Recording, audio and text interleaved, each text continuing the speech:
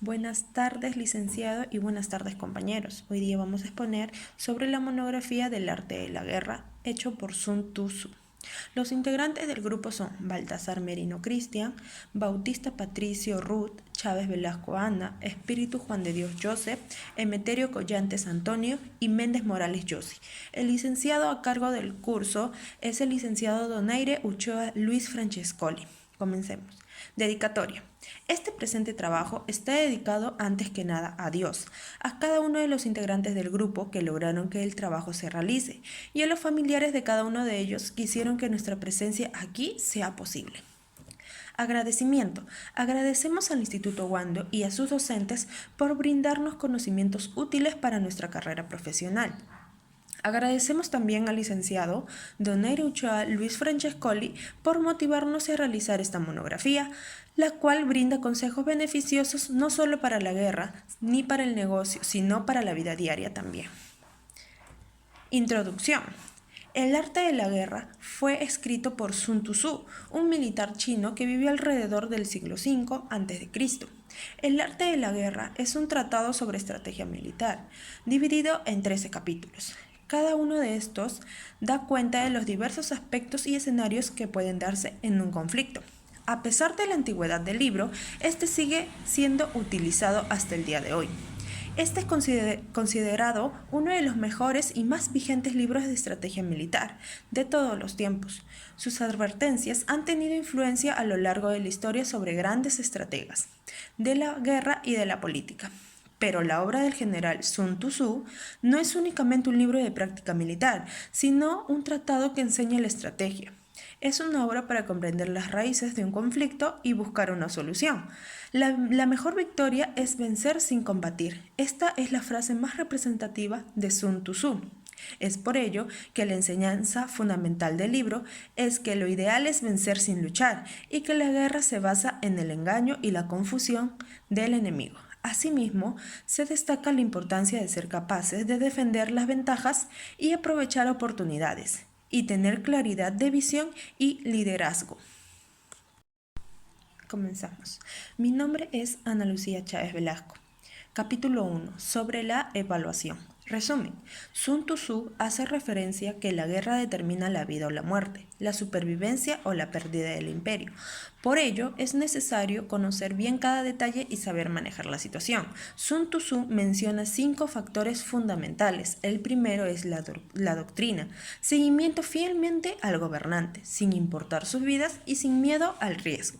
Segundo, el tiempo, el yin y el yang, la noche y el día, el frío y el calor, despejado o lluvioso.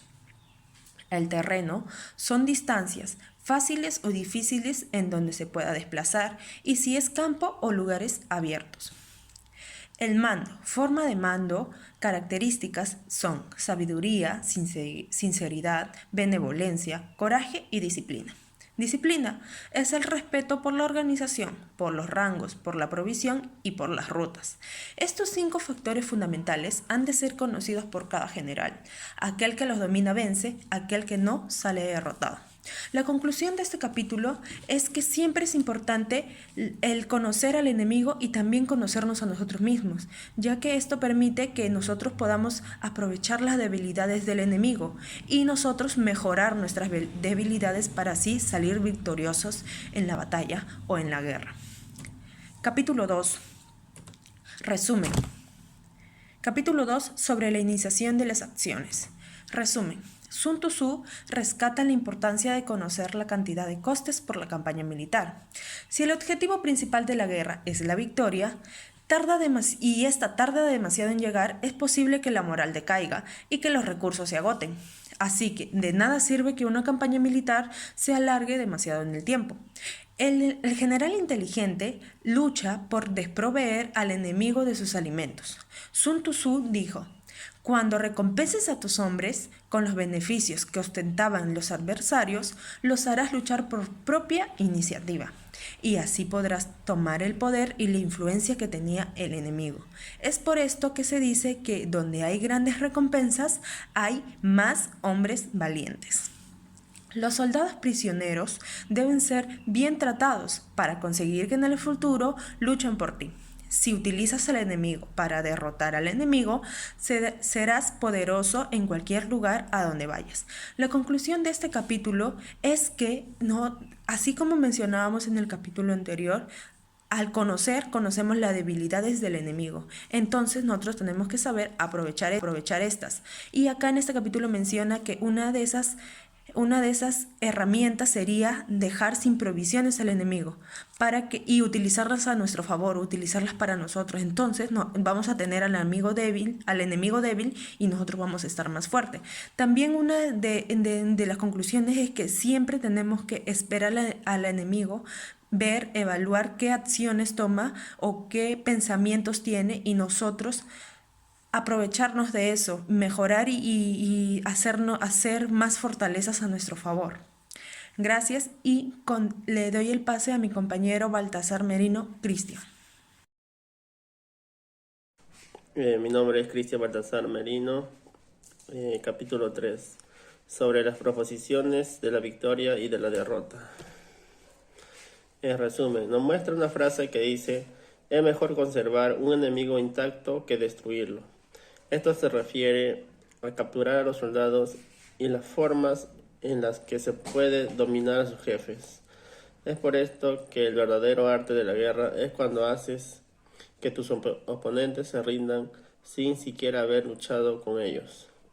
Un verdadero guerrero es aquel que puede deshacer los planes de su adversario, y lo hace cuando acaba con sus alianzas, bloquea sus caminos y le corta sus suministros.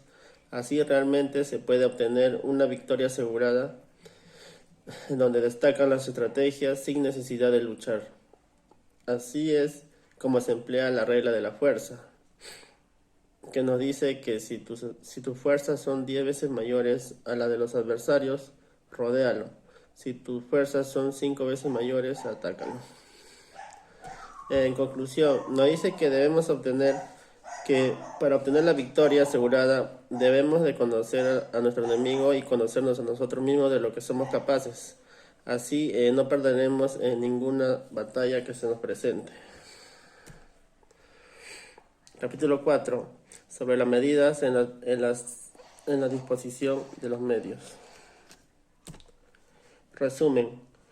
En este capítulo nos enseña que para ser invencible en la batalla es necesario conocerte a ti mismo y anotar cuál es el punto vulnerable del enemigo, porque después de dominar esto, se domina todo lo demás.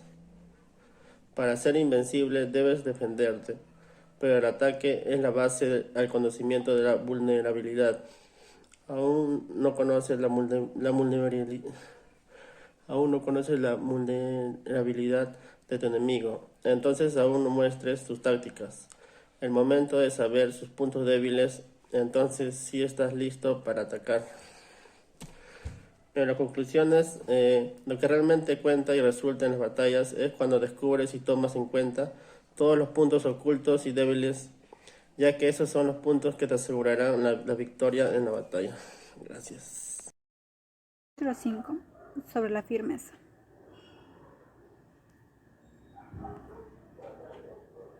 Resumen. Los expertos son capaces de vencer al enemigo sin necesidad de ejercer su fuerza y lograr su victoria. Cuando induces a los adversarios a atacarte en tu territorio, su fuerza siempre está vacía, mientras que no compitas en con lo que son los mejores. Tu fuerza siempre estará llena. Lo mismo ocurre con los guerreros expertos. Su fuerza es rápida, su precisión certera. El desorden llega del orden, la cobardía surge del valor, la debilidad brota de la fuerza. Cuando un ejército tiene la fuerza del ímpetu, incluso el tímido se vuelve valiente. Cuando pierde la fuerza del ímpetu, incluso el valiente se convierte tímido. Los buenos guerreros buscan la efectividad en la batalla a partir de la fuerza del ímpetu, y no dependen solo de la fuerza de sus soldados. Hacer que los soldados luchen permitiendo que la fuerza del ímpetu haga su trabajo. Por lo tanto, esta es la fuerza que produce la victoria.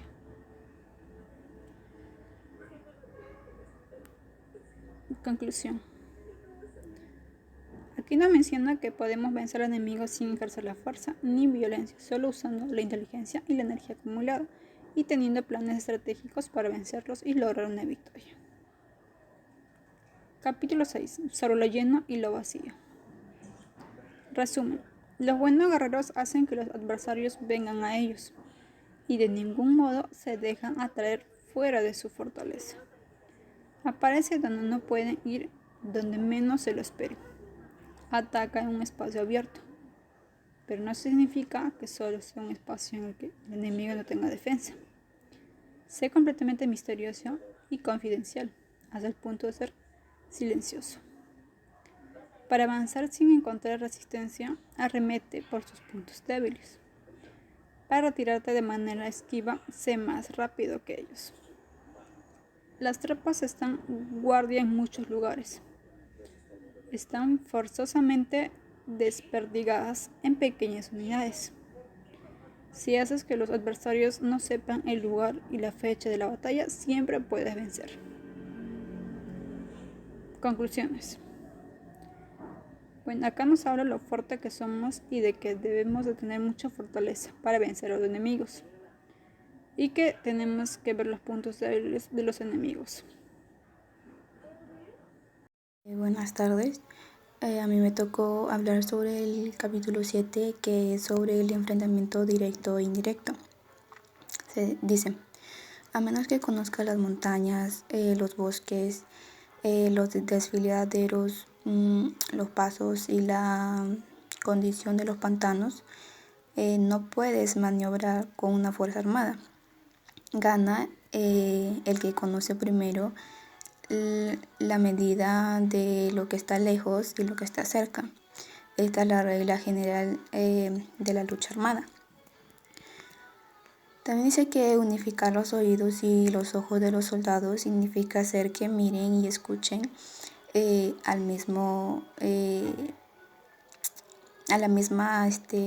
misma manera, que no caigan en la confusión y el desorden. Por esto, la tradición afirma que los habitantes de otros tiempos tenían la firmeza para desmoralizar. La antigua ley de lo que conducían carros de combate decían que cuando la mente original es firme, la energía fresca es victoriosa. De este modo, la energía de la montaña está llena de ardor, la melodía decae, la energía de la noche se retira. En consecuencia, los expertos en el manejo de las armas prefieren la energía entusiasta, atacan la decadente. Sigo con el capítulo 8, que es sobre los 9 cambios. Dice, hay rutas que no debes usar, ejércitos que no han de ser atacados, ciudades que no deben ser rodeadas, terrenos que los que no deben combatir y órdenes de gobernantes civiles que no deben ser obedecidas. Si eres capaz de ajustar la campaña, cambiar conforme a la ímpetu de la fuerza, entonces las ventajas no cambian. Los únicos que son perjudicados son los enemigos. Por ello, lo que retira a los adversarios es el daño. Los que les mantiene ocupados es la acción. Y los que los motiva es el beneficio.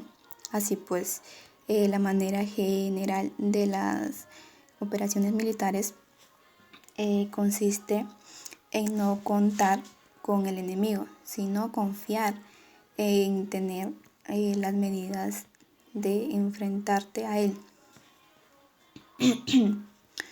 No contar con el adversario en el ataque. No confiar es poseer lo que no puede ser atacado. Sobre el capítulo 9, que se trata sobre la distribución de los medios. Dice, no te enfrentes a los enemigos dentro del agua. es conveniente dejar que pasen la mitad de sus tropas y en este momento dividirlas y atacarlas. En una llanura toma posición desde las que sean fácil de maniobrar, manteniendo las elevaciones del terreno detrás y tu derecha. Estando las partes más bajas delante y los más altos atrás. Si un adversario no conversa la posición que le es favorable para las condiciones del terreno y se sitúa en otro lugar conveniente, debe ser porque exista alguna ventaja táctica para la obra de esta manera. Los adversarios no se precipitarán para un encuentro ordinario si no entienden que les ayudará, o debe haber una fuerza que se le halle a distancia y que es esperada en un determinado momento para unir sus tropas y atacarte.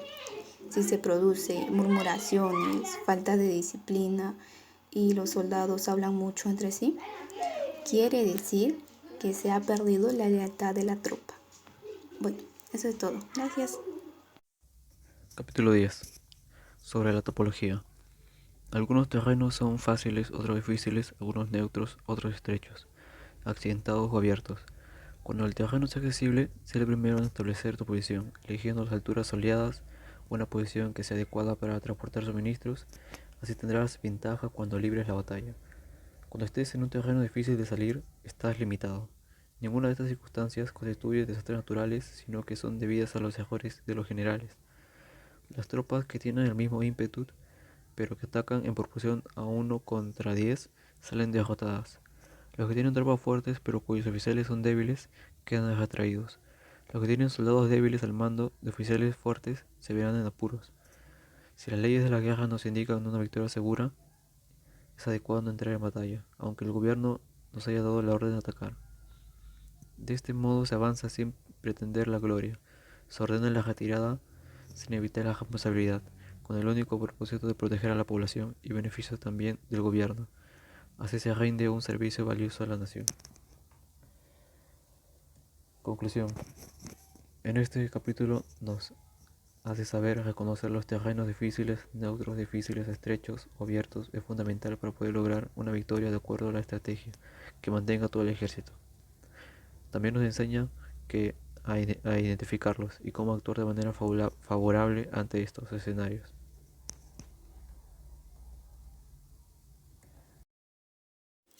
Sun Tzu nos menciona en el capítulo 11 sobre 9 clases de terreno: terreno de dispersión, terreno fronterizo o ligero, terreno clave, terreno de comunicación, terreno de intersección o convergencia, terreno hostil, terreno difícil, terreno cercado y terreno mortal. De cada una de ellas, Sun Tzu nos hace mención una particularidad. Cuando hablamos de terreno de dispersión, es cuando la lucha entre sí se realiza en el propio territorio, y nos dice que los soldados pueden ser dispersados fácilmente. En el terreno ligero, nos dice que los soldados o el ejército puede penetrar en el territorio ajeno sin profundidad, sin llegar a la profundidad del terreno. ¿Eso qué quiere decir? Que puede ser fácil regresar. Dentro del territorio clave, nos dice si tomas el territorio es favorable, pero en el caso de que el enemigo pueda tomar el territorio es totalmente desfavorable. En el terreno de comunicación es muy importante, ya que esto estará accesible para ti o para los demás. Es muy importante este territorio de comunicación. En el territorio de intersección, convergencia, es aquel que está rodeado por 3 rivales y convergen en las principales vías de comunicación uniéndolas entre sí. Es importante ser el primero en ocuparlo, ya que si lo obtienes puedes estar seguro. Nos menciona sobre el terreno difícil. Esto ya es cuando el ejército o la tropa ha penetrado en profundidad en el terreno y por ende el retorno o regresar se torna más difícil. El terreno desfavorable es cuando el ejército o la tropa atraviesa montañas, desfiladeros complicados para poder desplazarse. El terreno cercado es el acceso estrecho y cuando la salida es complicada, una pequeña unidad puede atacar por más que uno sea de mayor cantidad. Es importante tener en cuenta el terreno cercado. En el terreno mortal, nos comenta Sun Tzu, ahí tenemos que ser capaces y ser los primeros en adaptarnos. Es importante tener la consigna de sobrevivir luchando rápido. Es fácil morir. Claro, el objetivo es no hacerlo, ¿no? De esta manera, Sun Tzu nos hace algunas acotaciones sobre las características de cada terreno. A continuación, presentaré algunos consejos sabios de Sun Tzu en el desenvolvimiento de cada uno de estos terrenos. Nos dice, por ejemplo, dónde debemos atacar un terreno clave. Es importante llegar primero, no permitir que se aísle un terreno de comunicación, ya que a través de esto podemos tener suministros y demás. Es importante establecer alianzas en un terreno de intersección. En los terrenos difíciles debemos de tener provisiones, ya que se estará mucho tiempo. También es desfavorable, en terrenos desfavorables no podemos atrincherarnos, entonces uno debe conducir rápidamente al ejército para poder salir de este terreno desfavorable. En los terrenos cercados es importante tener tácticas sorpresivas. Es vital sembrar la confusión entre el enemigo y es vital actuar con rapidez y quitarles algo que el contrario pueda apreciar. Una vez adentrado en el lugar o en el terreno, es importante buscar campos fértiles, cuidar la salud y la motivación de nuestro ejército. Mantener en secreto tus planes y formaciones y estrategias es muy importante. También nos dice que es importante situar a las tropas en un punto sin salida para que estos no puedan escapar. Ahora, velar por la buena voluntad y la disposición en la batalla de nuestro ejército es más que importante en la batalla. Tanto así que de tal manera de mantener una confianza natural, nos dice Sun Tzu, mantener una confianza natural. Una confianza que esté más allá de las órdenes o jerarquías. Debemos de prohibir los augurios para evitar la confusión o las dudas en nuestra tropa o el ejército. Sun Tzu nos dice una frase muy interesante: haz del frente la retaguardia, haz de la retaguardia el frente, con 4 cabezas y 4 colas. Es importante ser como una serpiente rápida. Es importante ayudarse codo a codo, camino a la seguridad y la victoria. De esta manera podemos vencer rápidamente a nuestros adversarios, hasta con tropas ligeras o débiles. Para ello es vital saber las circunstancias del terreno en el que el ejército se va a desenvolver. Finalmente, Sun Tzu nos da unas precisiones finales dentro de los terrenos. En el terreno de dispersión es importante unificar las mentes. En el terreno ligero es mantener la comunicación. En el terreno clave, tomar el terreno rápidamente. En el terreno de intersección, cuidar la defensa.